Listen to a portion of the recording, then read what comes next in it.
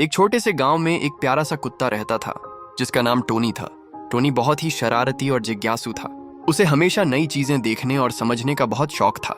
एक दिन टोनी गांव के बाजार से गुजर रहा था कि तभी उसकी नजर एक दुकान में रखे बड़े आईने पर पड़ी। उसने पहले कभी आईना नहीं देखा था, इसलिए वह हैरान हो गया। अरे ये क्या है, टोनी ने सोचा और आईने के पास जाकर खड़ा हो गया।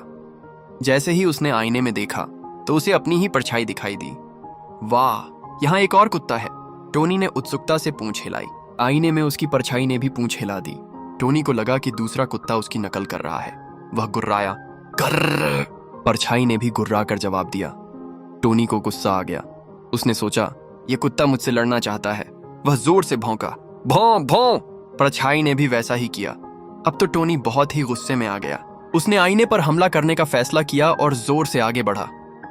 अन्य! उसका सिर आईने से टकराया और वह पीछे गिर पड़ा। दर्द से टोनी रोने लगा। उसकी आवाज सुनकर दुकान का मालिक बाहर आया। उसने टोनी को देखा और हंसते हुए बोला, अरे बेवकूफ कुत्ते, ये तो तुम्हारी ही परछाई थी। आईने में जो दिखता है वह असली नहीं होता। टोनी को समझ में आ गया कि वह अपने ही साथ लड़ रहा था। उसे थोड़ा शर्मिंदगी हुई, लेकिन फिर वह खुश हो गया क्योंकि उसने आज एक नई चीज सीखी थी। उस दिन के बाद से टोनी कभी भी आईने से नहीं डरा। वह अक्सर आईने के सामने खड़ा होता और अपनी ही शरारतें करके मजे लेता।